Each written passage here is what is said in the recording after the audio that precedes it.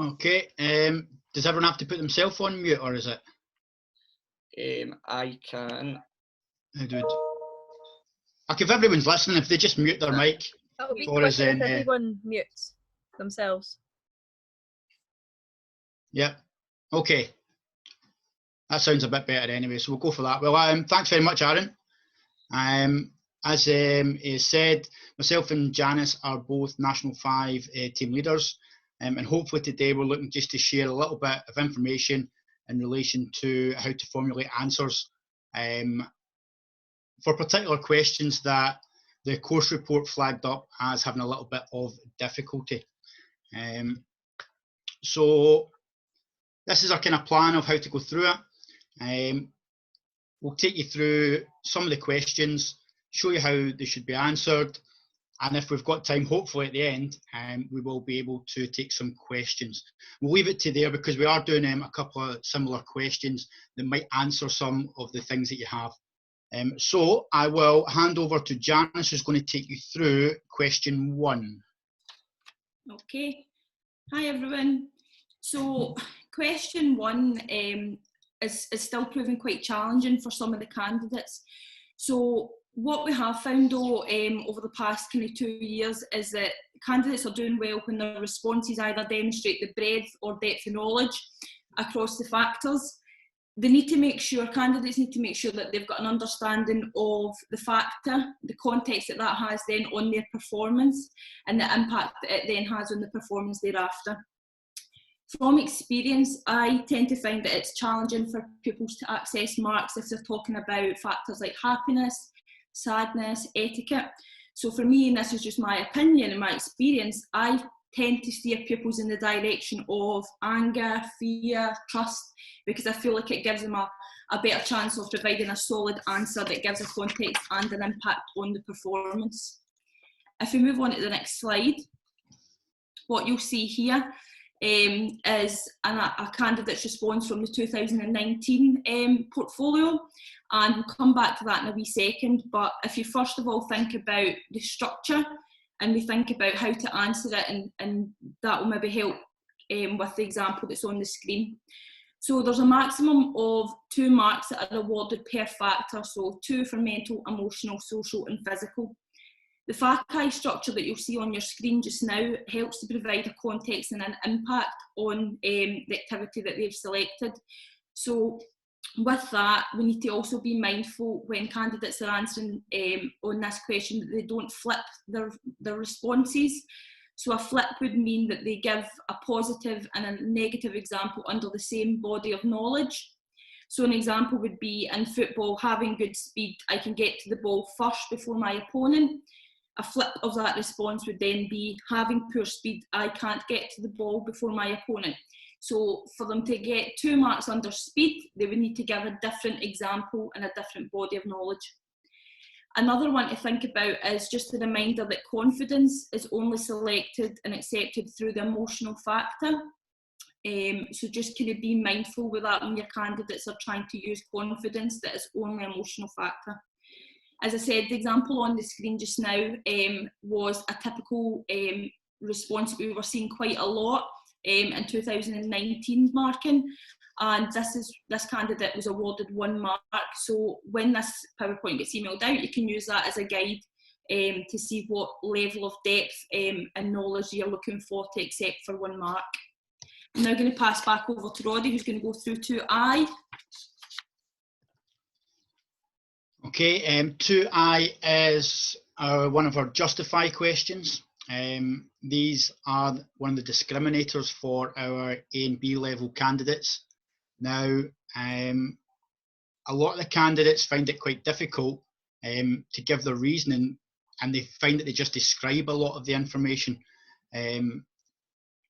Failing to add on that little bit extra is what's costing them the marks. So they might be writing a little bit for it, but not actually getting to how to answer a justification.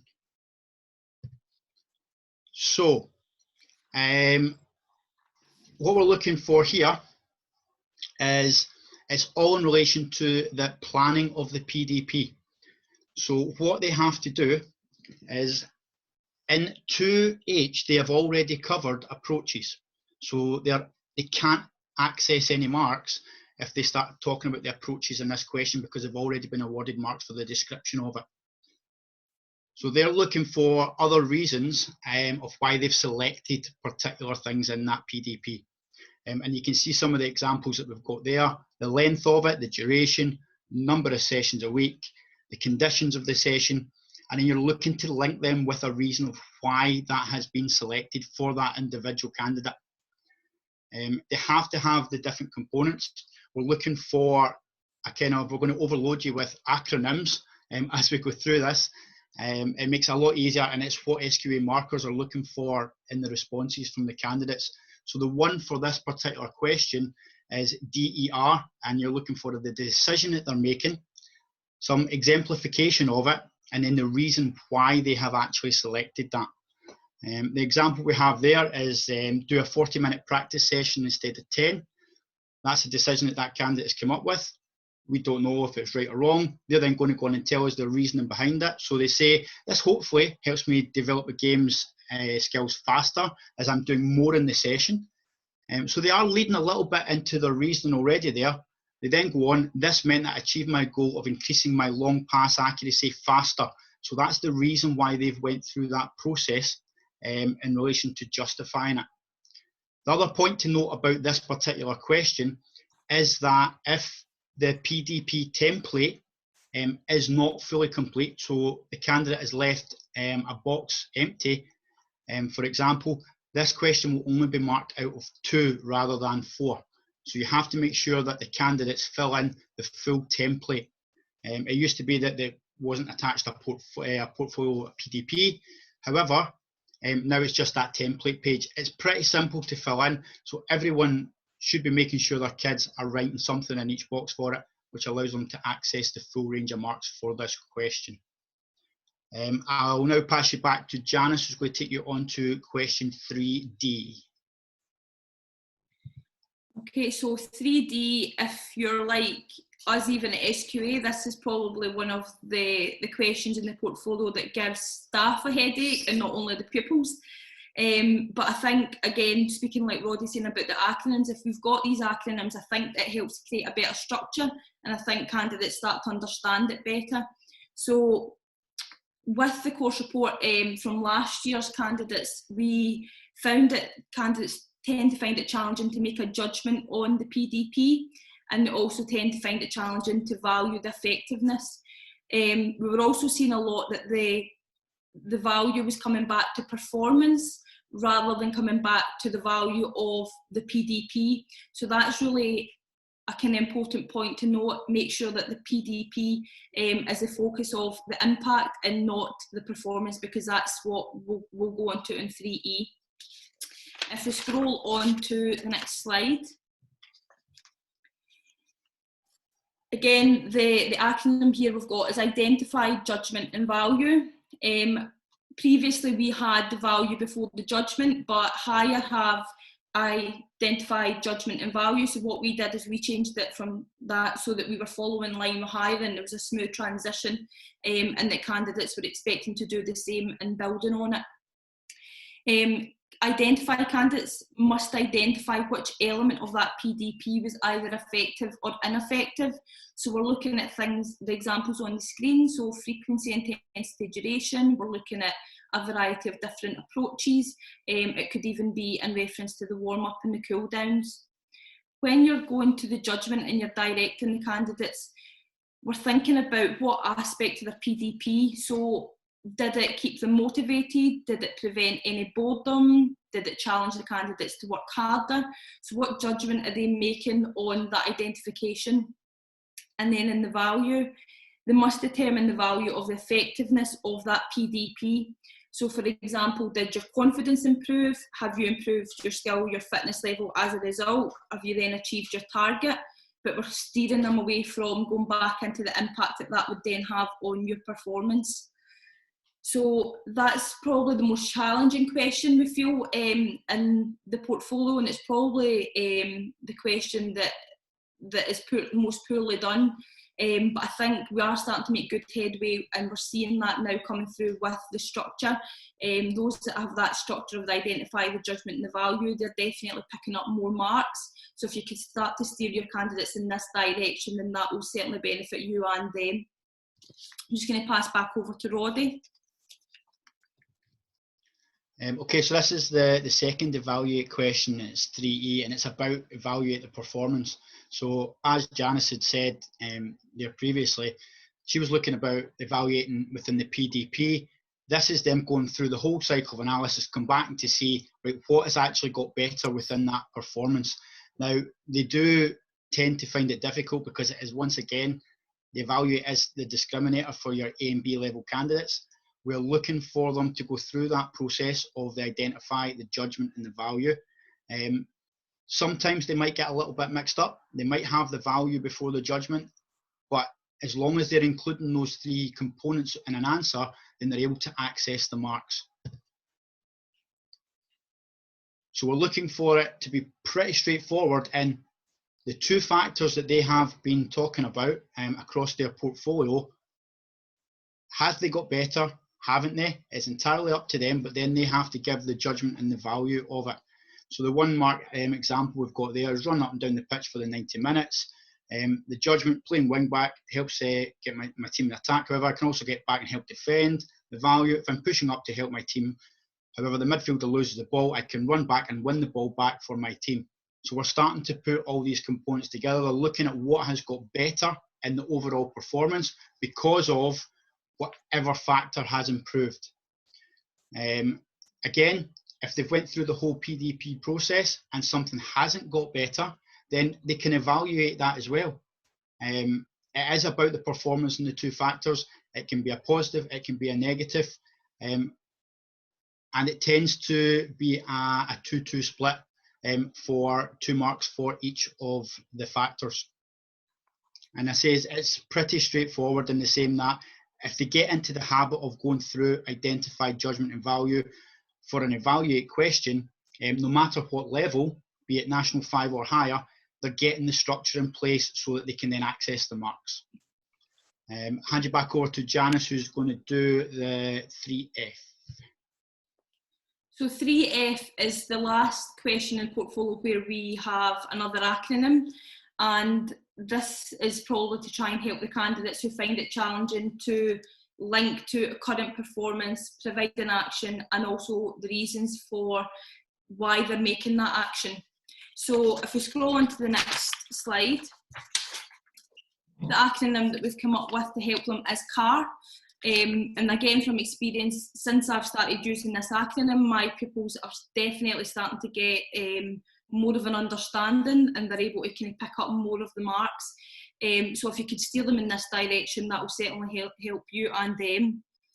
So with CAR, candidates must state their current performance.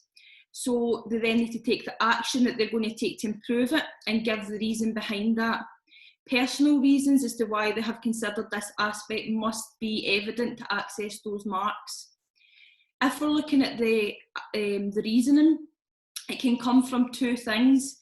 Number one, it can come from reasons as to why they're wanting to develop something. So they might be telling you that they still can't do something, or the reason could come from why they're using a specific approach. So it could be that they're using repetition because it allows them to do it over and over again and they can take their time. Both of those different ways are acceptable, and it will just depend on what way your candidate wants to go down. But as I said, both are acceptable. What's not longer acceptable is that candidates can't write about the impact that this has on their performance. So that was changed in 2018, and that was really the Understanding Standards Day, and it was set out in the course report. We're still seeing that coming through sometimes, not as much, but we are still seeing impacts in performance. So if you could really look out for that, that would be great. If you look to the example on the screen, that's an example of a 1-mark answer. So they're telling you currently they're still poor at making those quick decisions and when to pass. The action, what are they going to do to improve that? They've made a decision to do a conditioned game when they're only allowed 3 touches and then need to make a pass.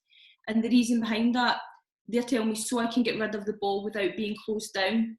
So that would get them 1 mark. Okay, so that's the acronyms and the structure that we had kind of set out within National 5 that hopefully help the candidates in terms of structuring their answers. We're probably, I think, Roddy, we're right, we're going to open up to questions now, Aaron? Yeah, I think the only other thing I might add in relation to what we're talking about, and it's something myself and Janice had a wee kind of discussion about, was the only other one might stand out is 2C that Janice had brought up, and that's about the methods of monitoring. 3C, It's 3C. yeah. Aye. So it's about making sure they have the time frame that it's carried out over and some sort of comparison. A lot of the kids will say, I did it at these points, but then they've not said any sort of comparison to make it look as if it's a monitoring process. Anything else you want to add to that, Jan? The only thing with that as well is what you might find, and you might worry about this as you're delivering it, is that candidates will probably write almost the exact same sentences, but for two different methods that they've used. That is okay, and at the moment that's still acceptable. So they might say that they did this test 6 weeks apart, and then they compare to check for improvements for one method, and then in 3CII they'll use the exact same information but on a different method. That's still okay. Yeah. Okay. Yeah. No, thanks, guys. So, folks, basically the questions that Janice and Roddy are taking you through there are obviously, like they said, based on the course report as well, things they've found, their experience, and it was also based on some of the feedback we've had from you guys around maybe questions that pupils in your class have maybe struggled with. So as Janice and Roddy have said, the floor is now open to ask any other questions around the portfolio. If you want to get any other questions you've not seen covered yet, any sort of acronyms or any sort of help that you might have, honestly, now just feel free.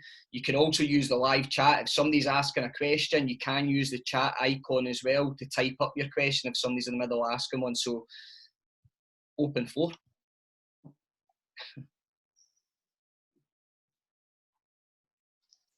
It was obviously that good. You know that, you're just shy. Right, I'll kick one off because it was one that I've seen come up in a couple of departments, and a few teachers have asked. 2E, when describing results, there was a little bit of confusion around people who, you know, a number of teachers and kids would maybe just describe the result obtained in the data collection method rather than how it looked in performance. Could you shed any light on that, please? Here's Roddy. Who's taking this one? I'll go for it. It's the strengths and weaknesses question. It is pretty straightforward because it's exactly what you see. It's what they're looking for. So if a performer is saying that a strength in my performance is my accuracy because the shots are all going where I want them to go, that's something you would see happening in the performance. So that is them describing the strength of the accuracy. It could be that they consistently hit the shuttle to the back of the court in badminton. As long as it's something that you're able to see, it doesn't have to be long. There's a lot of the ones when this is answered, they get the full marks within about a couple of lines because it's almost one line for each of the descriptions. It can be a 2-2 split, so it can be for each of the factors. It can be 2 for the 2 strengths and the 2 weaknesses. It could also go to 3 and 1 for a strength and a weakness. So you could have 3 for one factor and 1 from the other, but you still have to include in your answer the 2 strengths and the weakness. If that makes sense. Don't know, Janice, that makes sense to you the way I explained that? I'm just going to give you an example from one of the candidates from 2019 of where there were marks awarded. So they were awarded for my physical strength is tackling. A good tackle contains a strong foot which makes contact with the ball. So that's a description of the skill there. The second mark in the same sentence was timed well and doesn't give away a foul. So they're awarded a mark for the description of the impact as well. Yeah, yeah, definitely. So the way I've been looking at it and the way I've taught it to my pupils is describe how something looks in performance. So how do you know something's a strength rather than what the sheet shows you? That's the clear distinction, isn't it? Yeah, as long as they can give that context. Right, okay, no problem. But we're definitely seeing, as you say, we're seeing what the skill is like, but we're also seeing the impact of it, if it's good or if it's not so good in your performance, and both are fine. Perfect. So do you not have to give any reference to the data? So for example, 80% of my overhead clears were very effective in a match analysis. Do you not have to give that data? You don't have to link it to the data, because what we were finding was that with that question, there was a lot of candidates that were coming in and all we were getting was data to say, for example, just what you've said, but it wasn't actually answering the question. So we've tried to steer away from that and get really into the nitty gritty of the performance context. So just get your candidates to go straight in and describe the impact or describe the strength or development need. I think the big thing in relation to that was they were only including 2 pieces of data anyway, so the data can come from anywhere. So it could be their own opinion or something that they've been given feedback for, is what they're including as part of their strengths or weakness. So it doesn't necessarily have to be stuff that has been included. That information that they're saying is a strength or a weakness could come from anywhere in relation to their performance, as long as they can give you an appropriate description of what it is. Yeah, so just on the chat there, just got a question around, so it is very similar to section 1 to a degree then, because you are relating, you know, what you found from the data to your performance. So there is a question around how similar is it to section 1 in that regard, then, 'cause you're linking it back to performance. I think section 1's more all about the impact of it, whereas this is just what it looks like. It doesn't matter what the outcome of that is.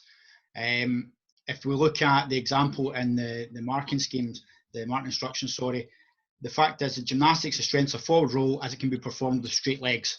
So if they're performing it with the straight legs, that's the descriptive part of it. It's maybe what with straight legs is three words. That's the part of it that gets the marks. They don't have to go on and say anything else, but it links into another movement to make it fluently, which is what you'd be looking for in section 1, because you're looking for the impact of it.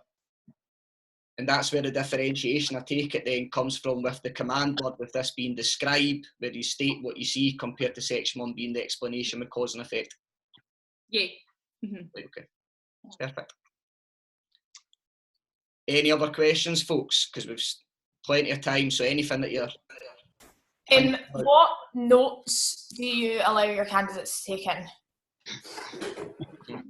We actually had a discussion about this in relation to how we do it, and I think a lot of people will do it completely differently. I'll tell you the way that I work with my candidates, and I'll let Janice maybe go over the way that she does it, and then Aaron will probably chip in and tell you something completely different the way he does it.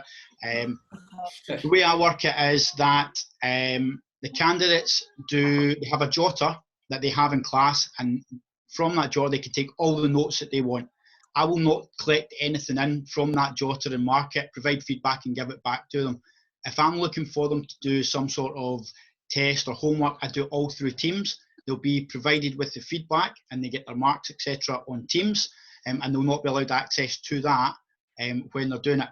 If they can then go away and apply it and try and do answers and they submit that on Teams, that's okay, but they will not have that information when they're actually sitting down to fill in their portfolio. And that, in my head, allows me to keep it completely separate, so that I'm not giving any kind of over-prescription on this is what you have to do. I will give class feedback. If I'm going round and I can see that there's maybe like 4 or 5 of them are making the same mistakes, I might reiterate the question and kind of remember this is the things that you're looking for.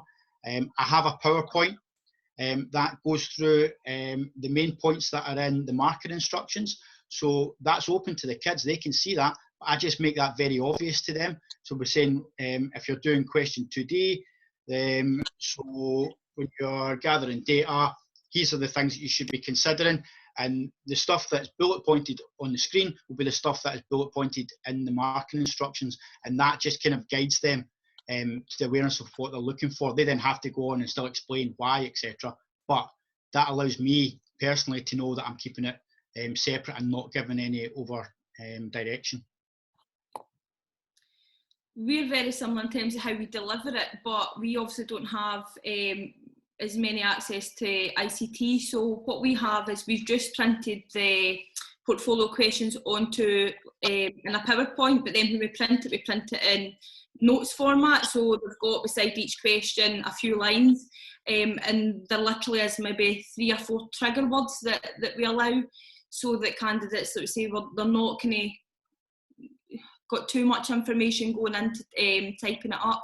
So I might be too much the other way and too severe, but literally a maximum of about 4 trigger words, and that'll be it. But obviously the candidates have had lots of information, lots of kind of support in that in the lead up to it, but when I feel that they've got enough depth of knowledge to be able to answer that question, then it's up to them to create those 3 or 4 trigger words that will help them, and it will get checked by me or the class teacher to ensure that it's not too much or it's kind of too prescriptive, and then that's the only thing they're allowed in. So again, it's separate in terms of away from their jotter, away from anything that they've maybe had support with, and that's the only thing that they'll have with them. If I can just come back in, I think another big thing we can't forget about is the discussions that we have during the practical that we're doing are going to relate to a lot of this situation, because you're going to take them through cycle of analysis when they're doing the different ones, or through approaches, etc. Having that discussion with them, you're going to have verbal correction when they're going to, well, what do you mean by that? You're going to get the information out when you're not actually discussing the portfolio. And by getting that information out in those types of classes, as long as they can remember it and recall it, when it goes back to sit in the portfolio, they can apply that. That's completely fine. There has to be some sort of understanding of, you do have to teach them it. There has to be some sort of information they're given across during the day-to-day learning and teaching that they can then apply that. So as long as you're not sitting there and actually just feeding them information, you will have taught them all before. Everyone will have. It's what we do day to day, but it's making sure that they know exactly kind of when to use the different parts of it. Guys, sorry, I should have said that's obviously past section 1. Can I just clarify that in section 1, obviously, I know you'll all be aware, but if I just reiterate that candidates are not allowed any notes for section 1, and that's closed book. So obviously the trigger words that I'm referring to will be from section 2 onwards. Can I just ask a question about section 1?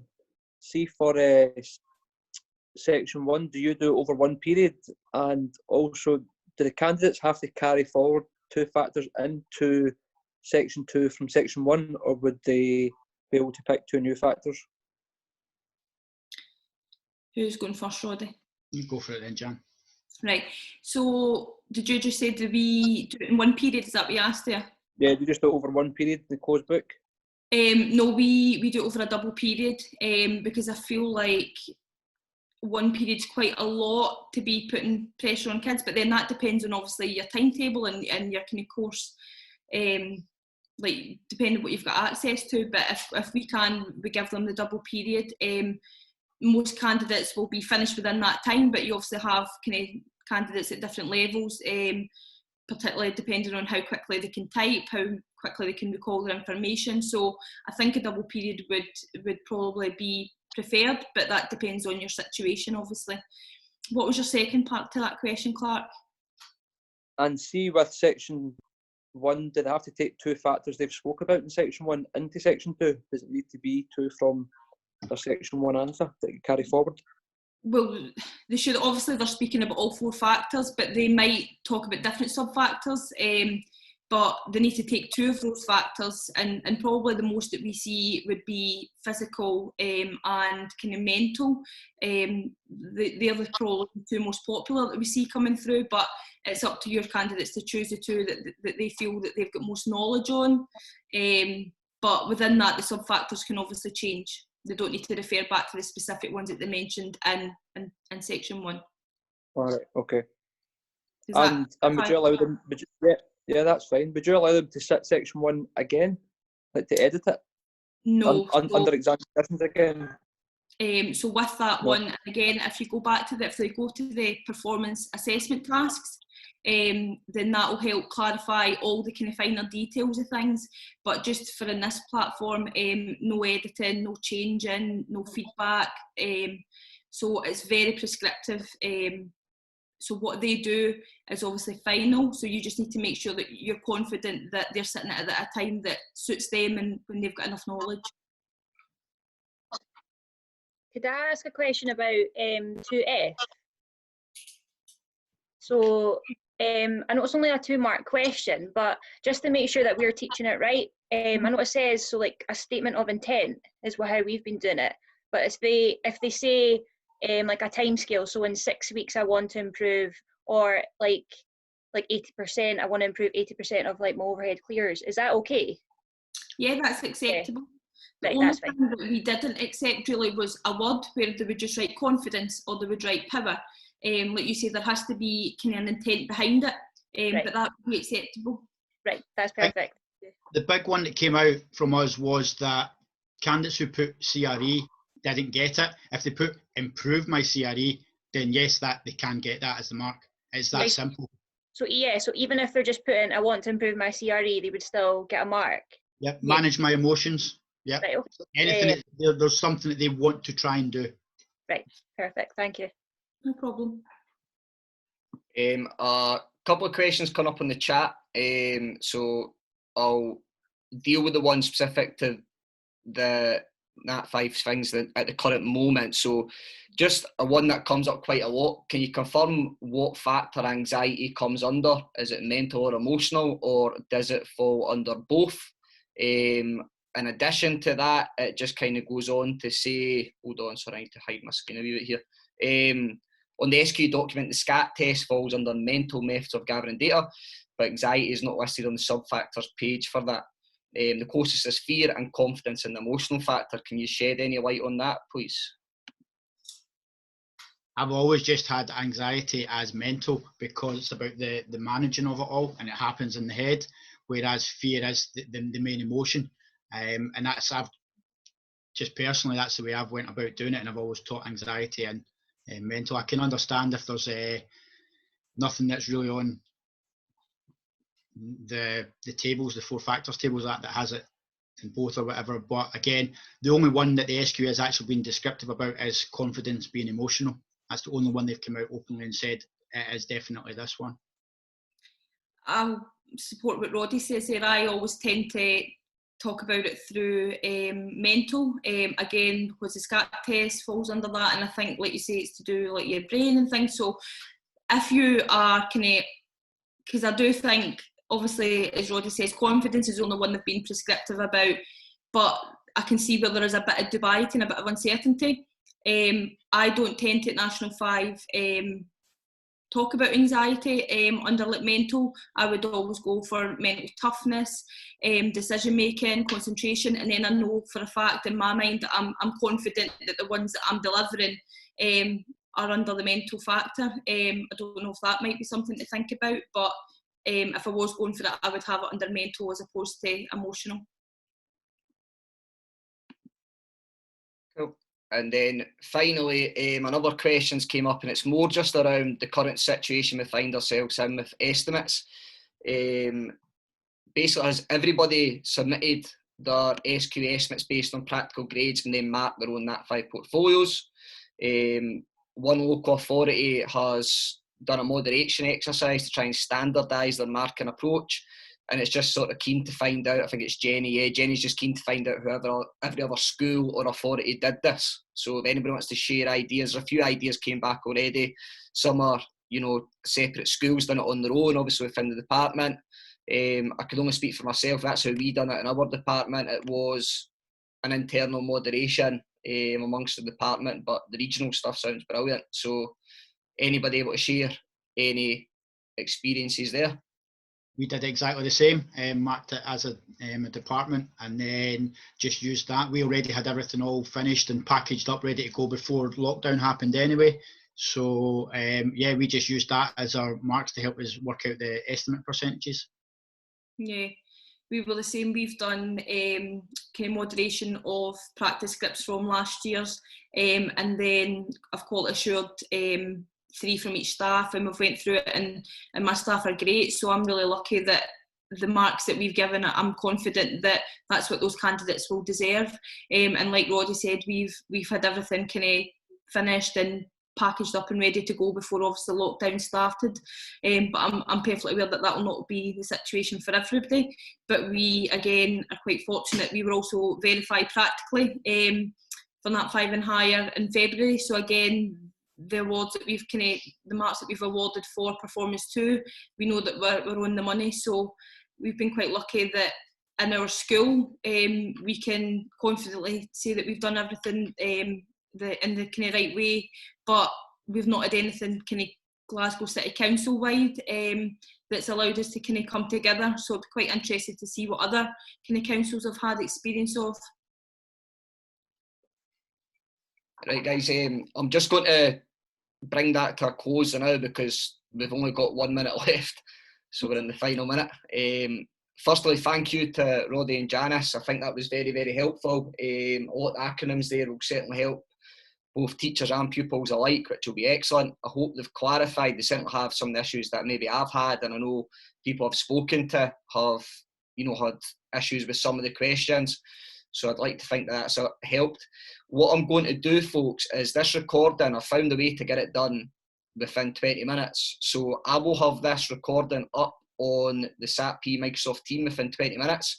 If you know people who wanted to get into this session and couldn't make it, it's been great. There's been 100 people in it, which is fantastic.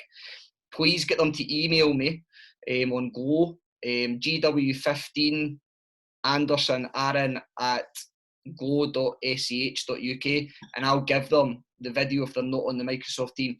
We will have a little chat going on in the National 5 tab. If there's any further questions you want to ask, both Roddy and Janice are in the Microsoft team, so you can ask more questions there. But just to say thank you to everybody for coming along, and Roddy and Janice for putting on a great session. So thanks, everybody. Cheers. Thank you. Aaron, can I just say one final thing on behalf of Roddy and I? Can we just thank you for pulling all of this together? You've not only put the Nat 5 stuff together, but you've put a whole week of workshops and things together in terms of what is a really busy time already. So can we just thank you as well? Aye, you're welcome. Hey guys, thank you very much. Take care. Thank you. Bye, everybody. Thank you. Bye. Yes.